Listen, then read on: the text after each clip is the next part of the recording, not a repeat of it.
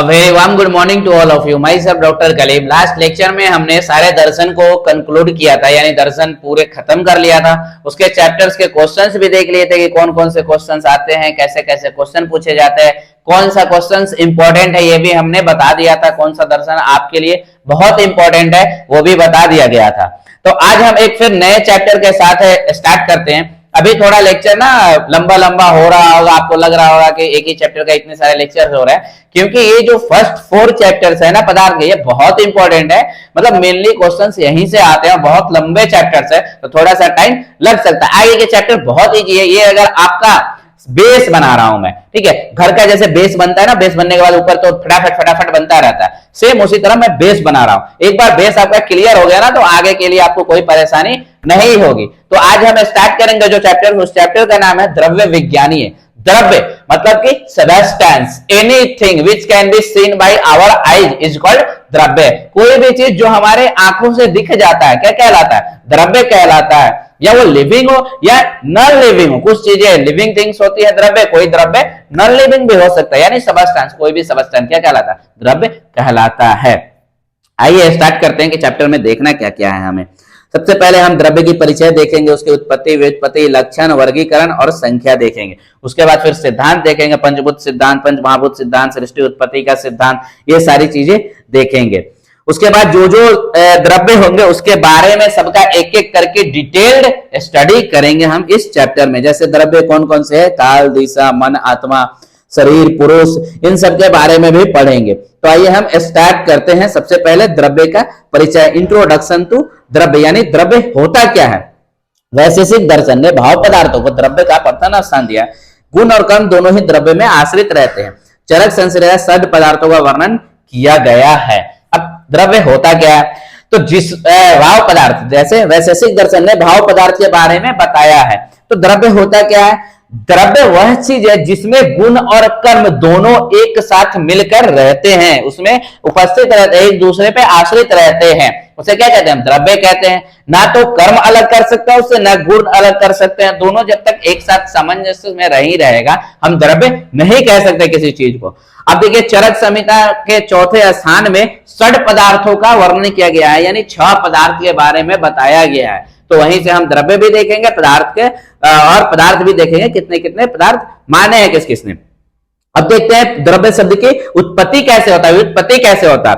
तो ध्रुवगतौ धातु में यत प्रत्यय लगकर क्या बनता है? द्रव्य शब्द बनता है। इसका अर्थ क्या होता है? ध्रुवगतौ धातु, यानी अर्थ इसका होता है गति, गति करना। एक आप ये श्लोक याद करते हैं, कर सकते हैं, ये थोड़ा इंपॉर्टेंट है। द्रवति गच्छति परिणाम नीति द्रव्यम, द्रव्य किसे कहेंगे? तो जो परिणाम को प्राप्त होता है उसे क्या कहेंगे? हम द्रव्य कहते हैं। दूसरा है जो संयोग विभाग को प्राप्त होता है उसे भी द्रव्य कहते हैं। तो एक श्लोक का याद कर लो, दूसरा का बस हिंदी देख लेना। ये था द्रव्य शब्द की उत्पत्ति। अब आते हैं द्रव्य के लक्षण यानी डिफिनेशन। द्रव्य, व्हाट इज द्रव्य, व्हाट इज द्रव्य, व्हाट इज सबस्टेंस। आपने बहुत पढ़ा हुआ केमिस्ट्री में सबस्टेंस क्या होता है, anything which can occupied space and have a mass is called substance. लेकिन यहाँ पे पदार्थ में थोड़ा सा डिफरेंस मिलेगा, थोड़ा सा अलग है। क्या है? तो वैशेषिक दर्शन के अनुसार जो पदार्थ का डिफिनेशन है, यानी द्रव्य क्या होता है, क्रिया गुणवत्ता समवायी कारण मिति द्रव्य लक्षणम। This is the very important shloka. क्या होता है? तो क्रिया और गुण युक्त एवं समवायी कारण से जो द्रव्य के लक्षण है उसे क्या कहते हैं? हम द्रव्य कहते हैं। समवायी कारण, क्रिया और गुण, जिसमें क्रिया और गुण एक साथ समवायी कारण में रहता है। समवायी कारण क्या होता है? समवायी कारण क्या होता है?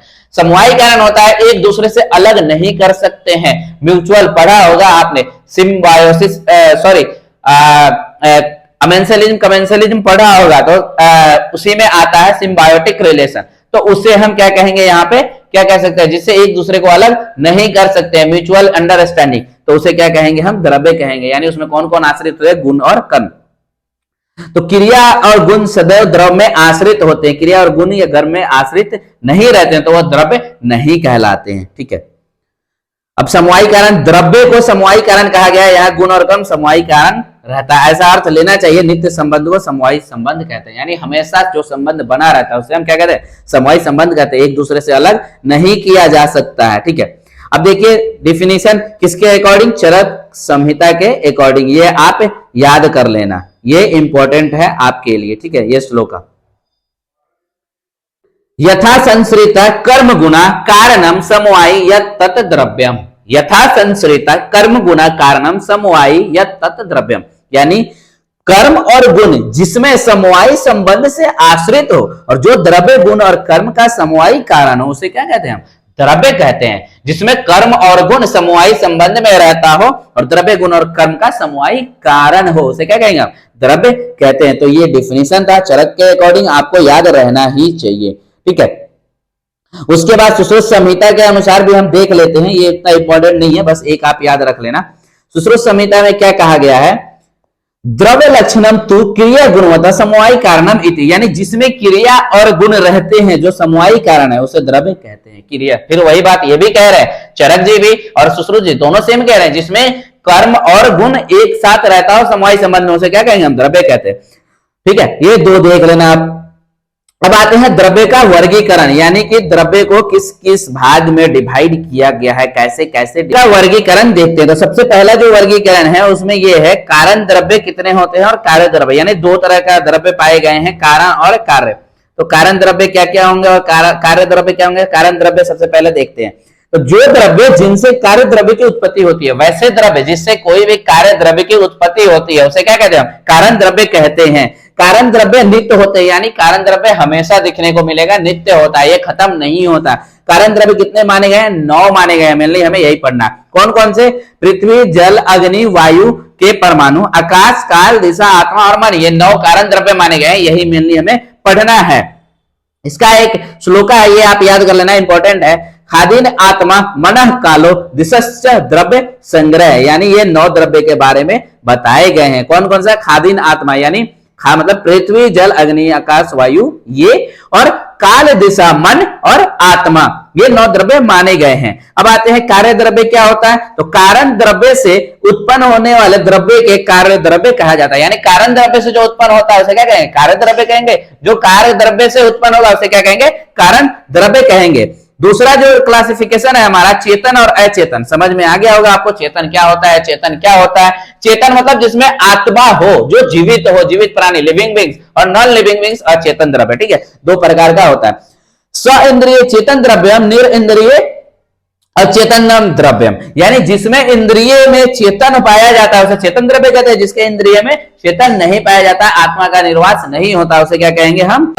अचेतन द्रव्य कहेंगे, ठीक है। तो ये क्लासिफिकेशन था, ये एक टेबल दिया गया है कि कैसे द्रव्य को हम, this is the very important table, बच्चे बच्चे को याद होना चाहिए, ठीक है, सबको याद होना ही चाहिए ये टेबल।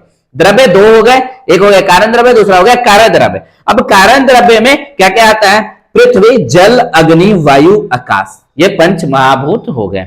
उसके बाद काल, दिशा, आत्मा, मन, ये 4 हो गए, क्या हो गए? 9। 5 महाभूत प्लस काल, मन, दिशा, आत्मा, ये 9 क्या हो गए? कारण द्रव्य हो गए। अब कार्य द्रव्य जो नित्य नहीं है, अनित्य है, यानी खत्म हो जाने वाले, उसमें कौन कौन से आ जाते हैं? तो पृथ्वी, जल, अग्नि और वायु महाभूत आते हैं। अब ये भी 2 तरह के होते हैं कार्य द्रव्य, कौन कौन से? एक होता है चेतन द्रव्य, दूसरा होता है अचेतन द्रव्य। तो चेतन द्रव्य जिसमें इंद्रिय है, अचेतन द्रव्य जो निर इंद्रिय है। अब देखिए चेतन द्रव्य भी कितने प्रकार के होते हैं? चेतन द्रव्य भी 2 तरह का होता है। एक होता है, पहले अचेतन द्रव्य देखते हैं, ये भी 2 प्रकार का होता है। एक होता है खनिज, दूसरा होता है कृत्रिम। खनिज आप समझ रहे होंगे क्या? मिनरल्स वगैरह जो हमें जमीन से मिलती है, और कृत्रिम जो हम इंसान बनाते हैं, मैन्युफैक्चर्ड करते हैं, यानी manufactured by this company, manufactured by that company, ठीक है, ये कृत्रिम द्रव्य कहलाते हैं। अब खनिज भी 2 तरह का होता है, आप भी जानते हो, उपधातु और धातु। धातु क्या होता है? मेटल्स होता है, उपधातु क्या होता है? नॉन मेटल्स होता है, यानी जमीन के अंदर से जितने भी मिनरल्स निकलते हैं 2 तरह का होता है। एक होता है क्या? मेटल्स, दूसरा होता है नॉन मेटल। तो ये नॉन मेटल्स और मेटल्स में डिवाइड है। अब देखते हैं हम कि जो चेतन द्रव्य है वो भी 2 तरह का होता है। अब देखो चेतना 2 तरीके से आ सकती है, एक अंतस चेतन, दूसरा बाह्य चेतन। अंतस मतलब हमारे अंदर चेतना पाई जा रही हो, अंतस चेतन। बाह्य अभ्यंतर द्रव्य, चेतन द्रव्य, यानी बाहर से कोई चीज उसे चेतना दे रहा हो, क्या कहलाता है? बाह्य अभ्यंतर चेतन द्रव्य कहलाएंगे। अब अंतस चेतन में कौन कौन से आते हैं? इसके भी डिवाइडेशन है, 4 डिवाइडेशन किया गया है अंतस चेतन में। पहला जो है वनस्पति, वनस्पति, ठीक है। ये जिसमें वट और गुलर आते हैं, वानस्पत्य आम अमरूद आदि आते हैं, औसत गेहूं जौ विरुद्ध गुड़ूची आदि। अब वनस्पति क्या होता है? वनस्पति वो होता है जिसमें सिर्फ फल लगता है, फूल नहीं लगता है, वो वनस्पति कहलाता है। वानस्पत्य क्या होता है? जिसमें फूल भी लगता हो, फल भी लगता हो और दोनों हमें बाहर से दिखाई देता हो, वो क्या कहलाता है? वानस्पत्य कहलाता है। औसत क्या होता है? नॉर्मली जो सीरियल्स होते हैं, गेहूं वगैरह जो पक जाने के बाद नष्ट हो जाते हैं, अपने आप को नष्ट कर लेते हैं, जो हम खा लेते हैं, इंसान के यूज में आ जाता है, वो औसत कहलाता है। विरुद्ध क्या होता है? विरुद्ध मतलब लताएं, जो लतड़के फरता है, जैसे गुड़ूची वगैरह हो गया। ठीक है, आपको बहुत सारे एग्जांपल्स है, जैसे गोभी कद्दू वगैरह होता है, वो भी लतड़के फरता है। ठीक है, उसके बाद आता है बाह्य अभ्यंतर चेतन द्रव्य, यानी बाहर जिसकी सिंचाई होती है, तो उसमें आता है सबसे पहले जरायुज। जरायुज का मतलब होता है प्लासेंटा। इसमें आप कंफ्यूज नहीं होना, ठीक है? क्या होता है? प्लासेंटा। तो जो प्लासेंटा के अंदर पूरा मतलब कि शरीर के अंदर ही जिसकी पूरी पोषण हो जाती है, सारे डेवलपमेंट हो जाते हैं, विकास हो जाती है, उसे क्या कहते हैं? जरायुज कहते हैं। दूसरा अंडज, यानी जो अंडा से निकलता है, अंडे में उसका डेवलपमेंट होता है, उसे क्या कहेंगे? अंडज। जैसे पक्षी, सर्प आदि वगैरह होते हैं। स्वेदज, स्वेदज क्या होता है? जो पसीने से पैदा होता है। अब बहुत इंपॉर्टेंट है, आपको लगता होगा यार पसीने से कैसे पैदा हो जाए, लेकिन कुछ चीजें हैं जैसे कृमि वगैरह जो होते हैं ना, कीड़े वगैरह जो होते हैं छोटी छोटी, वो क्या होता है? स्वेदज होते हैं, यानी पसीने से पैदा होते हैं। जो हमारे बॉडी में जू वगैरह भी पैदा होती है ना, जो बालों में दिखते हैं या फिर हमें काटते रहते हैं या कभी कभी खुजली वगैरह होती रहती है, तो वो भी स्वेदज होता है, यानी पसीने से पैदा होते हैं। उसके बाद उद्भिज, उद्भिज क्या होता है? जो कि जमीन के अंदर बिल में पैदा होता है। बिल देखो ना, उसमें पैदा होता है, जैसे चूहे वगैरह होते हैं, जैसे इंद्रगोप वगैरह होते हैं। ये था पूरा का पूरा आपको टेबल, बच्चे हर एक बच्चे को याद होना ही चाहिए।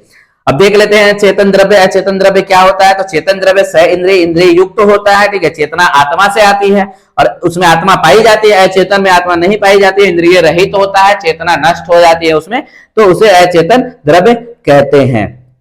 अंतःचेतन और बाह्य चेतन क्या होता है? चेतन द्रव्य को दो वर्गों में विभाजित किया गया है, अंतस और बाह्य। ठीक है, तो अंतःचेतन क्या होता है ये देखते हैं। तो अंतःचेतन द्रव्य, इन्हें ज्ञान का अनुभव भीतरी स्तर पर होता है, परंतु वे व्यक्त करने में असमर्थ होते हैं। उन्हें पता तो चलता है कि हमारे साथ कुछ ना कुछ गलत हो रहा है, लेकिन वो व्यक्त नहीं कर पाते हैं, उसे क्या कहेंगे? अंतःचेतन द्रव्य कहते हैं। जैसे पेड़ को हम काटते हैं ना, कभी आपको लगता होगा कि पेड़ को काटते हैं तो उसे दर्द नहीं होता है, उसके पत्ते तोड़ते हैं, फूल तोड़ते हैं तो उसे दर्द नहीं होता। बेटा दर्द होता है, उन्हें बहुत ज्यादा दर्द होता है, जैसे आपको दर्द होता है सेम वैसे ही दर्द उन्हें भी होता है, लेकिन वो अपने भाव को व्यक्त नहीं कर सकता, इसलिए उन्हें किस में रखा गया है? अंतःचेतन के कैटेगरी में रखा गया है। अब बाह्य, जैसे मेघ की गर्जना से लवली की फल उत्पन्न होना, जिससे उसकी श्रवण शक्ति का ज्ञान होता है। ये एक एग्जांपल दिया गया है, लवली फल होता है, जैसे मेघ गरजता है ना, तभी उसमें फल उत्पन्न होते हैं, श्रवण की शक्ति होता है उसमें, तभी तो होता है। जैसे लाजवंती के पेड़ होता है, जो टच मी नट आप जानते हैं, छुई मुई, उसे छूते ही वो सिकुड़ जाता है, तो उसमें चेतना है तभी तो सिकुड़ रहा है। चेतना नहीं होता, नहीं सिकुड़ता। हम टेबल को मारे पीटे कुछ भी करेंगे, सिकुड़ेगा? नहीं सिकुड़ेगा, क्योंकि इसमें चेतना नहीं है। तो ये अंतःचेतन होते हैं, अंदर तो होते हैं लेकिन अपना दुख दर्द बयान नहीं कर पाते हैं। आप में से बहुत सारे बच्चे भी ऐसे होंगे जो प्यार में टूटे हुए होंगे, उन्हें बहुत दर्द हो रहा होगा, लेकिन वो व्यक्त नहीं करना चाह रहे होंगे, फैमिली को नहीं बताना चाह रहे होंगे, उसे भी हम थोड़ी देर के लिए अंतःचेतन कह सकते हैं। अब आता है बाह्य चेतन। बाह्य चेतन क्या होता है? तो जिसे जो दर्द बाहर से होता है ना, वो बाहर ही दिखा देता है हमें। ठीक है, यानी दिख जाता है, वो क्या कहलाता है? बाह्य चेतन द्रव्य कहलाता है। ठीक है, उसके बाद अंतःचेतन भी चार तरह का बताया गया है। क्या क्या? तो सबसे पहला उसमें था वनस्पति, तो इसमें पुष्प अपनी कर्णिकाओं को ढक जाता है, तो वो दिखाई नहीं देते हैं। जैसे पुष्प जो होता है वो लगता है लेकिन दिखता नहीं है, सिर्फ फल दिखता है, वो वनस्पति कहलाता है। आपको पहले ही बता चुका, वनस्पति है जिसमें पुष्प और फल दोनों दिखाई देते हैं। औषध, जो फल पकने पर नष्ट हो जाता है। विरुद्ध, जो लताएं या गुल्म होते हैं, जैसे गुडूची आदि। ठीक है, अब बाह्य चेतन द्रव्य, इसमें चेतना बाह्य होता है और अभ्यंतर दोनों में दिखाई देता है, यानी इन्हें जो दर्द होता है वो ये बताते हैं। ठीक है, इनके भी चार भेद होते हैं। पहला होता है जरायुज, यानी जरायु के प्लासेंटा से जन्म लेने वाले जरायुज कहलाते हैं, जैसे मनुष्य आदि। अंडज, जो अंडों से उत्पन्न होते हैं वो अंडज कहलाते हैं। स्वेदज, जो स्वेद से उत्पन्न होते हैं, जैसे कृमि कीट आदि। उद्भिज, पृथ्वी के भीतर से उत्पन्न होने वाले उद्भिज कहलाते हैं। उसके बाद आता है खनिज और कृत्रिम द्रव्य कौन कौन से होते हैं। तो अचेतन द्रव्य में दो वर्गों में बांटा जाता है, खनिज और कृत्रिम। तो खनिज क्या होता है, पृथ्वी को खोद कर जो प्राप्त किया जाता है मिनरल्स, उसे खनिज कहते हैं, जैसे लौह, तांब आदि, सोना चांदी कुछ भी बोल दो। कृत्रिम जो मनुष्य के द्वारा बनाया जाता है उसे कृत्रिम कहते हैं, जैसे प्लास्टिक वगैरह जो होता है। अब आते हैं धातु और अधातु या धातु और अधातु। तो खनिज द्रव्य को दो भेद किए गए, धातु और अधातु, ठीक है। तो ये भी आपको सारी चीजें बता दी गई है। फिर हम नेक्स्ट लेक्चर में मिलते हैं, उसमें हम देखेंगे कि योनि भेद से द्रव्य के कितने प्रकार बताए गए हैं, और ऐसे ही ढेर सारा लेक्चर्स अगर आपको फ्री ऑफ कॉस्ट चाहिए तो आप मेरे चैनल पे अगर नए हैं तो सब्सक्राइब कर दे, पुराने हैं तो लाइक एंड शेयर कर दे। Thank you.